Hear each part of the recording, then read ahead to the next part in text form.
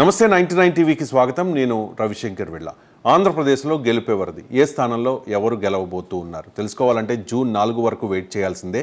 కానీ ఆత్మసాక్షి సంస్థ తన 7వ సర్వేలో ఆంధ్రప్రదేశ్లో ఎవరు అధికారంలో రాబోతూ ఉన్నారు, దాంతోపాటుగా ఏ స్థానంలో ఎవరు గెలవబోతూ ఉన్నారు అనే అంశం మీద క్లారిటీ ఇచ్చేసింది. గుంటూరు విషయానికి వస్తే మొత్తం 17 నియోజకవర్గాలు, 9 నియోజకవర్గాల్లో వైఎస్ఆర్ కాంగ్రెస్ పార్టీ, 6 నియోజకవర్గాల్లో కూటమి అభ్యర్థులు, అలాగే 2 నియోజకవర్గాల్లో టఫ్ ఫైట్ ఉండే అవకాశం కనిపిస్తోంది. పెదకూరపాడు నంబూరు శంకర్రావు వైఎస్ఆర్ కాంగ్రెస్ పార్టీ నుంచి, తాడికొండ ఎస్సీ రిజర్వ్డ్ నియోజకవర్గం ఇది, అక్కడ తెనాలి శ్రవణ్ కుమార్ తెలుగుదేశం పార్టీ నుంచి జయకేతనం ఎగరవేయబోతూ ఉన్నారు. ఇక మంగళగిరిలో నారా లోకేష్ పోటీ చేస్తూ ఉన్నారు, ఆయన నారా లోకేష్ గెలవబోతూ ఉన్నారు.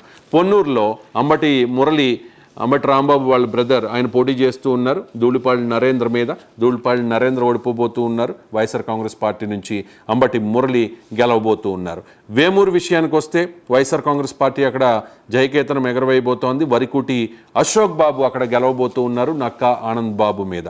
ఇక రేపల్లె అనగాని సత్యప్రసాద్ తెలుగుదేశం పార్టీ నుంచి గెలవబోతూ ఉన్నారు. తెనాలి అన్నాబత్తుని శివకుమార్ వైఎస్ఆర్ కాంగ్రెస్ పార్టీ నుంచి గెలవబోతూ ఉన్నారు.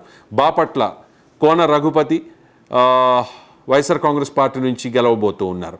ప్రత్తిపాడు ఎస్సీ రిజర్వ్డ్ నియోజకవర్గం బాల్సాని కిరణ్ కుమార్ గెలవబోతూ ఉన్నారు వైఎస్ఆర్ కాంగ్రెస్ పార్టీ నుంచి. గుంటూరు వెస్ట్లో టఫ్ ఫైట్ ఉండబోతోంది. విడతల రాజుకి పిడుగురాళ్ల మాధవికి మధ్య.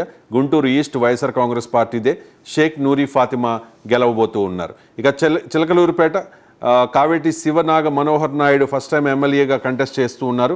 ఆయన ఓడిపోయే అవకాశాలు ఉన్నాయి. ప్రతిపాటి పుల్లారావు ఆయన గెలవబోతూ ఉన్నారు. నరసరావుపేట నుంచి గోపిరెడ్డి శ్రీనివాస్ రెడ్డి వైఎస్ఆర్ కాంగ్రెస్ పార్టీ అభ్యర్థిగా గెలవబోతూ ఉన్నారు. ఇక సత్తెనపల్లిలో అంబటి రాంబాబుకు ఓటమి తప్పదని ఆత్మసాక్షి సర్వే స్పష్టం చేసింది. కన్నా లక్ష్మీనారాయణ తెలుగుదేశం పార్టీ అభ్యర్థిగా అక్కడ గెలవబోతూ ఉన్నారు. వినుకొండలో బొల్లా బ్రహ్మనాయుడికి అలాగే జీవి ఆంజనేయులకి మధ్య టఫ్ ఫైట్ ఉంటుందని చెప్పి ఈ సర్వే తేల్చేసింది. గురజాల్లో ఎర్రపతినేని శ్రీనివాసరావు గెలవబోతూ ఉన్నారు, తెలుగుదేశం పార్టీ అభ్యర్థి.